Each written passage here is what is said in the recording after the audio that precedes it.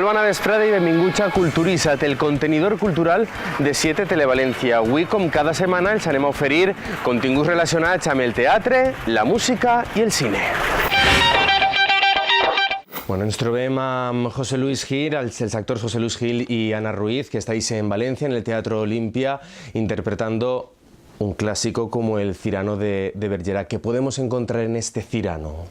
Pues podemos encontrar a Cyrano de Bergerac, nada menos, que como te he dicho es un clásico muy moderno, porque se escribió prácticamente ya en el siglo XX, a finales de... en el siglo XX... casi, en 1800 y pico, sí. 1900. Entonces, para ser un clásico es muy contemporáneo. Y bueno, y tiene todo lo que ya conocemos del personaje de Cyrano y la aventura que cuenta, que es su vida.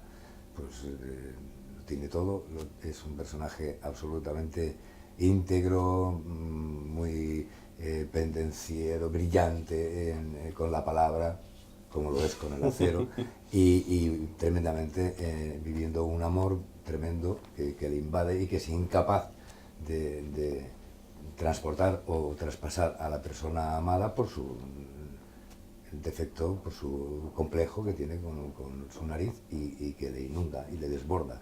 Y entonces decide, a través de un tercer personaje, que es el enamorado de Roxana, entre los dos componer una sola persona con la que conquistar a Roxana y vivir ese amor a través de otra persona, a renunciar a él por completo. Bueno, eso digamos que sería lo que ya conocemos de Cyrano, todo esto contado y lleno de aventuras, donde nada es aburrido, todo es divertido y lleno de ingenio y de un texto absolutamente maravilloso en verso que fluye como si no lo fuera.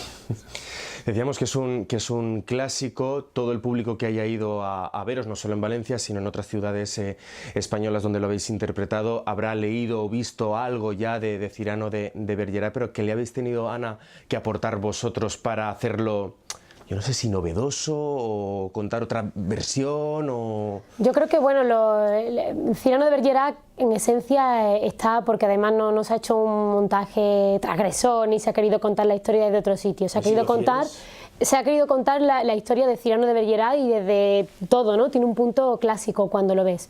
Sí es cierto que Cyrano de Bergerac tiene muchos personajes y en esta versión se ha hecho como una condensación de personajes y se ha hecho en 7 personajes.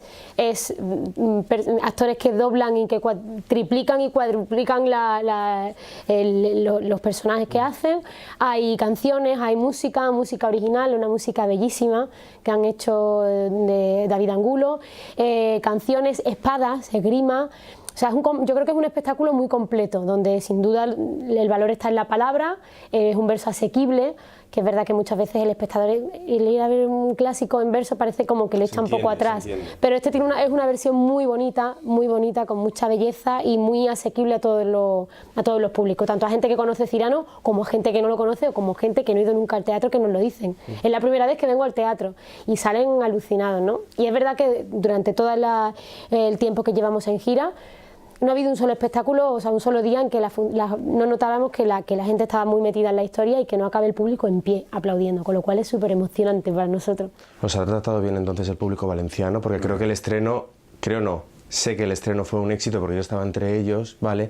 Entonces, ¿cómo os tratamos aquí en Valencia? Muy bien. Pues como tú viviste el estreno, así ha continuado todos los días e incluso te diría que a veces un poco mejor en el sentido de que ha sido más emocionante, pero muy bien, estamos encantados. Y lo que decías tú de la novedad de este Cyrano, a veces la novedad consiste en recuperarlo tal como era, ¿no?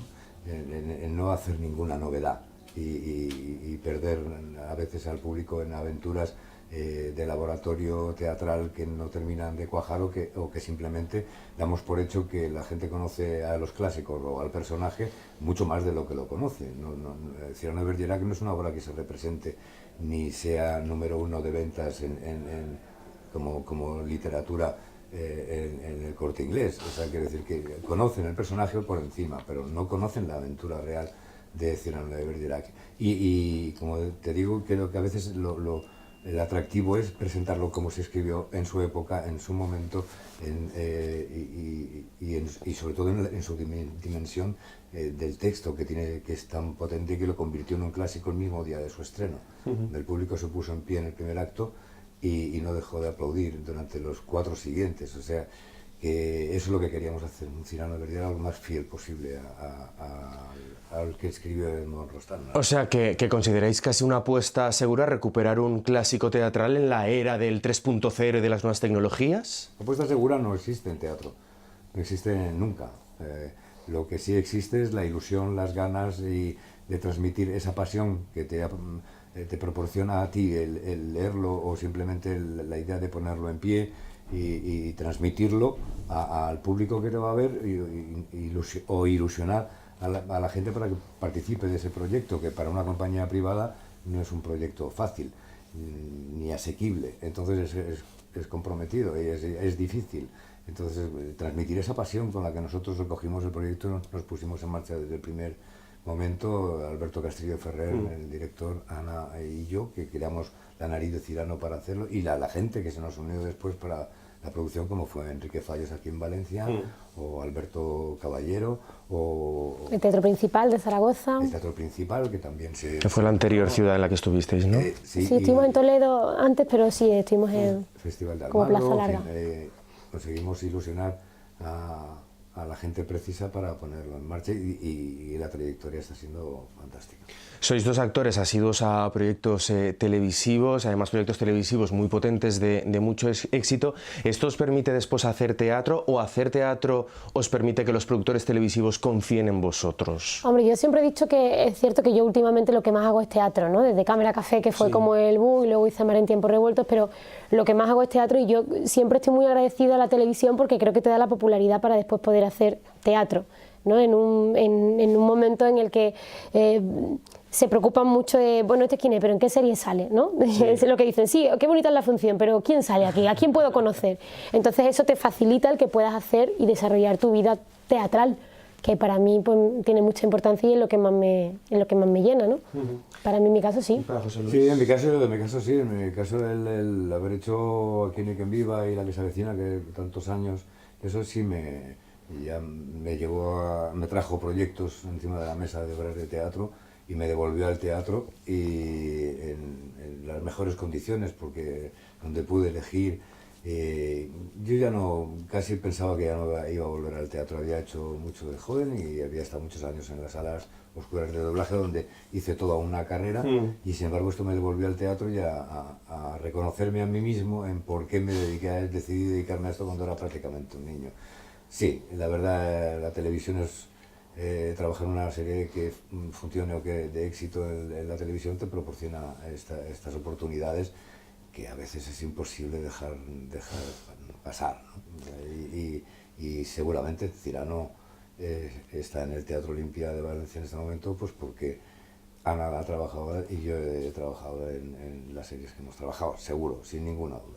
Ya para finalizar, porque además sé que tenéis prisa, es casi una pregunta más para José Luis. Yo he entrevistado hace unos años a Fernando Tejero, y él me decía que él tenía miedo, debido a las reposiciones de Aquí no hay quien viva y de La que se avecina, tenía miedo de que la gente, el público, lo encasillase siempre con el portero de Aquí no hay quien viva. Incluso me ponía el ejemplo de Álvaro de Luna con el Algarrobo, que después de tantos años sigue siendo el Algarrobo.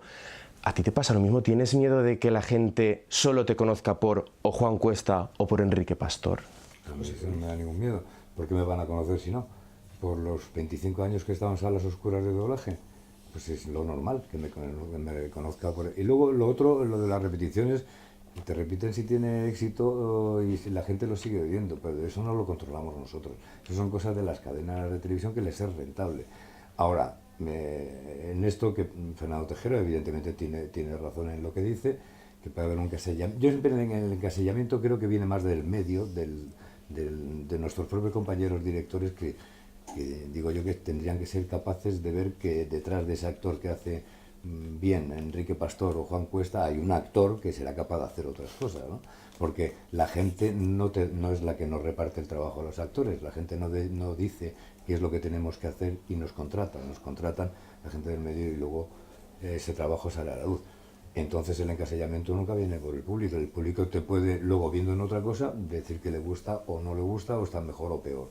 o hacer comparaciones que normalmente en el teatro no las hace. Evidentemente irán a verte porque haces Enrique Pastor en La que se avecina, pero tu obligación luego es meterles en que haces otro personaje, aunque sea físicamente igual, que se olviden de Enrique y que en esa obra te llamas Johnny o te llamas Pedro, y ese es nuestro trabajo. Sí, perdona que te diga, pero sí es verdad que la sensación también que se recibe del público, que de un principio a lo mejor van a ver a José Luis Gil porque es Enrique Pastor, porque lo ven en la serie, porque sus hijos, porque sus... Tú además familia. lo comentabas, que van a ver al teatro porque sale José Luis Gil y después resulta que les encanta la obra, entienden la obra... Exactamente, van y de repente cuando aparece José Luis diciendo la primera frase que dice que es, la primera palabra, que es mamarracho, yo creo que la gente cambia el concepto y están viendo a Cyrano de Bergerac, no están viendo ni a Enrique Pastor, ni a Juan Cuesta, ni a los otros personajes que ha podido hacer, sino están viendo a Cyrano de Bergerac. No hay otro personaje, es Cyrano de Bergerac, y creo que también eso es muy bonito. Ese es el reto, entre comillas, que tienes entre manos cuando te metes a hacer teatro. Pero yo a lo que quería dejar claro que sí, es cierto, tiene esa parte mala. Puede haber, no digo encasillamiento, sí un prejuicio negativo, ¿no?, en este sentido, a que solo esperen verte en eso. Pero tu reto es convencerles de que no, lo antes posible, si es en el minuto 1 mejor que en el 5, y que estás haciendo otra cosa. Y luego, como contrapartida, tengo que decir que gracias a ese portero de La que se avecina, o a ese presidente de la comunidad de Aquí no hay quien viva, o esto, no sé, estamos aquí. Porque es que antes hubiera sido imposible que nadie hubiera pensado en mí para hacer un proyecto de Cyrano de Bergerac, ni me hubiera contratado, ni hubiera tenido yo la opción de convencer a las personas que necesitábamos para hacerlo. O sea que el agradecimiento va en la misma medida, por lo menos, que de lo que pueda tener de malo o de encasillamiento. Como se suele decir en el teatro, mucha mierda. Toda. Muchas gracias. Gracias. La ciutat de València té una gran activitat cultural. Anem a comprovar-ho en el següent bloc de notícies.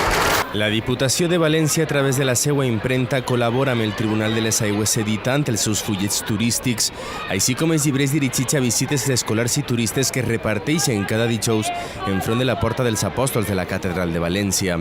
A ells s'explica el funcionament del tribunal i es destaquen els valors i principis que li han valgut el respecte de la societat valenciana, com l'oralitat, la rapidesa i l'economia de recursos.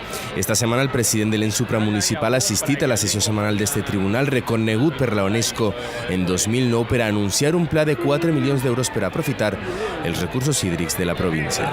És una de les visites obligades a tots els col·legis, no? I a més jo crec que en una de les qüestions que més ens preocupa en aquest moment, que és precisament la gestió de l'aigua. També des de la Diputació de València volem treballar en aquest sentit. Sabeu que estem fent front a una sequera importantíssima. A més, cada vegada tot apunta més a que malauradament la sequera va ser un problema ordinari al que tindrem que anar fent front en el nostre dia a dia, i per tant des de la Diputació de València volem aprofitar també estos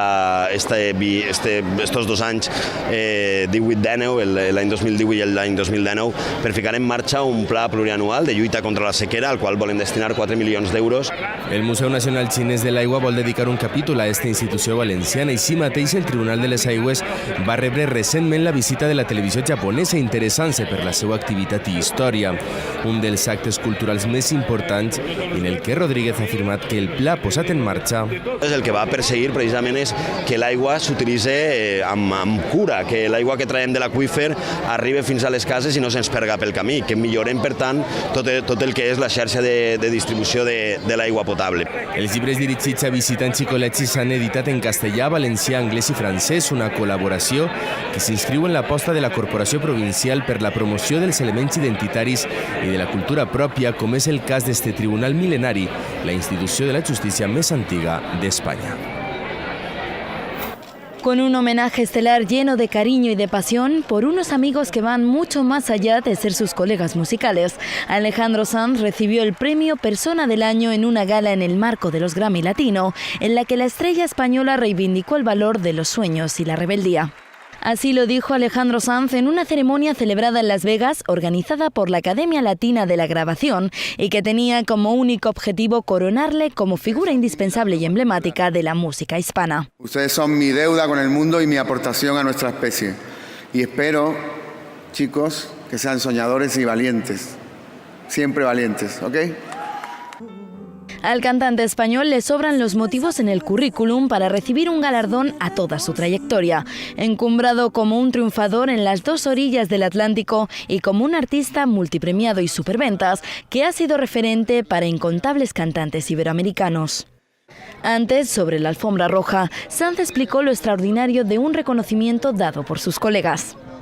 Creo que todos los premios son muy importantes, ¿no? Pero esta noche vienen tus compañeros a celebrarte. Te lo entrega la academia, son gente que tiene tu misma profesión, tiene tu misma pasión, entonces esa es la importancia que tiene, ¿no? Fue una noche especial de muchos nervios y gran expectación, no solo para Alejandro Sanz, de principio a fin con una sonrisa emocionada a punto de llorar, sino también para los artistas invitados, muchos de ellos fans suyos y que iban a actuar con su ídolo en primera fila y ante el desafío de reinterpretar sus temas. Tus Antares es el paisaje donde flota mi fantasía. En la antesala de la ceremonia se percibió la ilusión de muchos de los invitados y para quienes no pudieron acudir a Las Vegas quedó el recurso de emergencia de felicitar a su amigo a través de un vídeo, como hicieron, entre muchos otros, Miguel Bosé, Pablo Alborán o Plácido Domingo. El conseller d'Educació, Investigació, Cultura i Esport, Vicent Marsà, i el director de l'IBAM, José Miguel García Cortés, han presentat la programació del museu per a 2018. Amb un total d'11 exposicions, destaca la que, per primera vegada, l'IBAM dedica a Joan Miró. Durant la presentació, el conseller ha destacat la importància del museu per a la comunitat.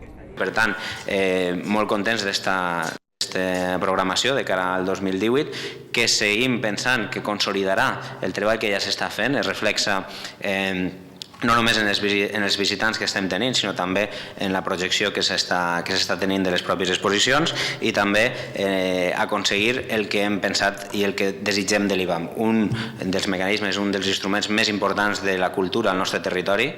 El director de l'IBAM ha assenyalat que es manté l'aposta del museu per fer visible el treball de les artistes o les qüestions de gènere, en quasi la meitat de les mostres dedicades o realitzades per dones. A més, García Cortés ha remarcat la funció del museu com a dinamitzador de la creativitat artística. Sabeu que l'IBAM ja fa temps, des de fa 2 anys i mig, 3 anys, que se planteja que no sols té que ser un lloc on s'exposen coses, sinó també té que ser un lloc, un motor que ajuda a produir els artistes. Els artistes moltes vegades no tenen els mitjans materials per a portar endavant les seues idees. La Galeria 6, entre altres qüestions, no sols la Galeria 6, el que fa és donar als nostres artistes, als artistes, una sèrie d'elements per a poder construir obres d'art, projectes artístics de primer ordre. Altres exposicions organitzades per al pròxim any versen al voltant del mar Mediterrani, Rodchenko, la València del canvi del segle i les produccions pròpies del museu, emmarcades dins del propi IBAM Produce. Alicante quiere suceder a Gandía durante un año como capital cultural valenciana a partir del próximo 25 de abril. El presupuesto para este proyecto asciende a 1,5 millones de euros. Daniel Simón ha querido valorar todo lo bueno que la ciudad tiene en materia cultural, especialmente tanto en instalaciones artísticas como en artistas. Hay reuniones del Consejo de Cultura Valenciano, hay reuniones de diversas plataformas, de diversos agentes culturales que se están celebrando en este ámbito. Esto es lo que queremos para Alicante, que el año que viene pues, se reconozca el potencial que tiene esta ciudad, no solamente por instalaciones culturales, sobre todo por artistas que están lanzando propuestas interesantes. Daniel Simón ha vuelto a recalcar que Alicante tiene muchos tesoros culturales que son desconocidos para la mayoría de alicantinos y ha puesto como ejemplo el Museo de Arte Contemporáneo, el MACA. Siempre le ha faltado a esta ciudad que era un poquito en sí misma, darse cuenta de lo que tenía, darse cuenta de su potencial, en suma. Creo que gran parte de lo que le pasa a Alicante es que no se da cuenta de lo que tiene. Ya que está Rosa aquí, no porque esté ella, sabéis que siempre ponemos de ejemplo el MACA, que es un gran desconocimiento de la población de Alicante, que pero el MACA es síntoma, no es la enfermedad del desconocimiento del MACA, el MACA es el desconocimiento interno del MACA es un síntoma. Además, el concejal de Cultura ha valorado muy positivamente el apoyo de la Diputación y no cree en ningún caso que la salida de su grupo del equipo de gobierno vaya a frenar esta candidatura. S'acosta el cap de setmana i si no saben què fer, jo els aconsello que vagin al cine, però si així i tot no saben quina pel·lícula veure, presten moltíssima atenció al nostre crític cinematogràfic Sergio Castellote. Hola, buenas tardes. Semana cargadita de estrenos, la verdad que últimamente ya hasta llegar yo creo que a Navidad vamos a tener bastantes estrenos semanales y sobre todo este fin de semana fue el fin de semana del cine español, porque 3 películas españolas diferentes entre ellas pues competían por hacer un hueco en los espectadores. Y evidentemente es complicado tener a todos de su lado. Por ejemplo, hay una película que no ha entrado muy bien en taquilla, que es de género de terror, que es Pusa, dirigida por Jaume Balagueró, nos acordaremos de él, de Los Sin Nombre, Rec, en fin, de ciertas películas de la Fantastic Factory que tenían cierto éxito, y creo que ha hecho una película bastante correcta y que te sumerge muy bien en el mundo del terror y sobre todo de la brujería, en una historia que trata sobre unas musas, las musas que, según la leyenda que cuenta la película, influyen a los escritores, a los famosos como Dante y otros, a inspirar sus propias obras. Esas musas que tienen, en esta ocasión, pues es una película de género, de terror, en el que hay unas musas que meten el mal, que hacen una brujería y que van señalando a los diferentes asesinatos que se van cometiendo, y un hombre, un escritor, a partir de un hecho que le causa conmoción en su vida, pues va intentando descifrar. La película es una coproducción con Bélgica y está situada en Irlanda. Destaca mucho sobre todo el hospital psiquiátrico, que sale en la película, que la verdad que es muy tenebroso, y en cuanto a rostros conocidos está la actriz Franca Potente, que hizo Lola Corre Lola, o Corre Lola Corre, que fue una película que tuvo cierto éxito a principios de los años 2000, y Leonor Waldin. Otra película que ha sido una decepción en cuanto también a taquilla y sobre todo para la crítica y en personal es Oro, una de las películas esperadas, una película que creíamos que sería como los últimos de Filipinas del año pasado, pero Oro la verdad que ha caído en una película que no tiene prácticamente sentimiento, carece de dramatismo en la historia, y a pesar de contar con un reparto brutal, con José Coronado, Raúl Arévalo, Bárbara Leni, en fin, un sinfín de actores de primer nivel, Juan Diego, se esquematiza mucho en esta historia de estos hombres que prácticamente la mayoría eran andaluces y extremeños a finales del siglo XVI, en la época de Carlos I, cuando los envió a conquistar las Américas. Y allí, pues en busca del oro, estos hombres salvajes entre ellos, pues prácticamente mataban para intentar conseguir su fin, que era un fin prácticamente que no llevaba a ningún sitio. La película tiene una producción impresionante, eso sí, la gran apuesta de Antena 3, y aunque tiene unas imágenes verdaderamente bellas, prácticamente son unos actores que no están bien dirigidos y que se ha fijado mucho el guión en la novela de Arturo Pérez Reverte y no le ha dado un sentido cinematográfico que yo creo que podría haber sido más lúcido en este caso. Y la gran triunfadora del cine español es La Librería, la última película de Isabel Coixet, una directora que bueno, hay gente que la adora, otros que no, y en este caso tengo que decir que La Librería me ha gustado bastante.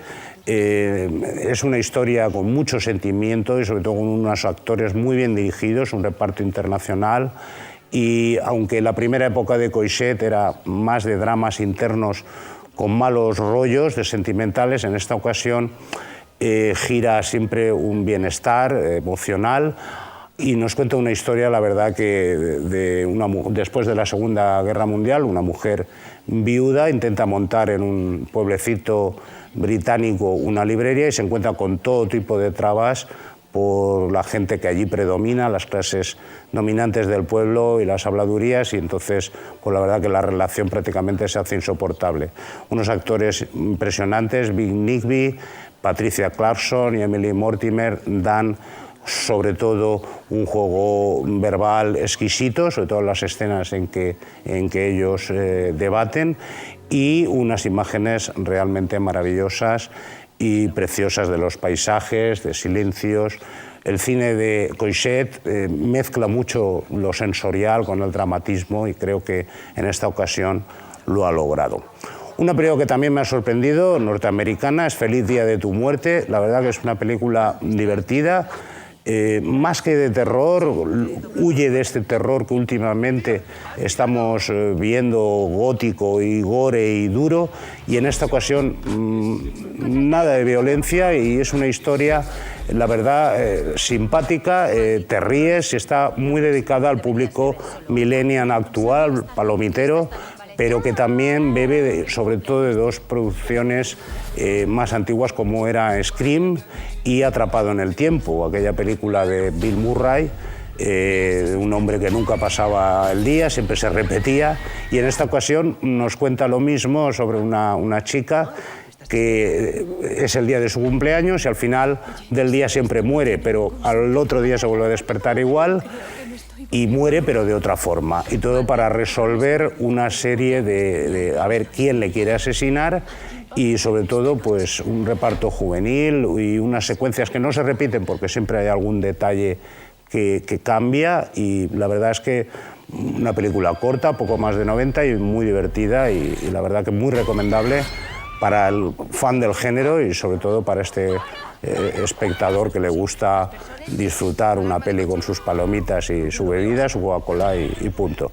Otra película totalmente opuesta es Spur, de nacionalidad polaca, estuvo en la Seminci de Valladolid, y en esta ocasión en unos paisajes nevados y duros. Es una película un poco abrupta, un poco así seca, fría, y sobre todo es un canto a la ecología y al no matar animales, y sobre todo pues que no habla bien de los cazadores. Nos cuenta una historia en este pueblo del sureste polaco de una serie de muertes de gente relacionadas con la caza, y a la vez pues una señora mayor que defiende completamente y lucha contra el exterminio del corzo, ciervos, etc.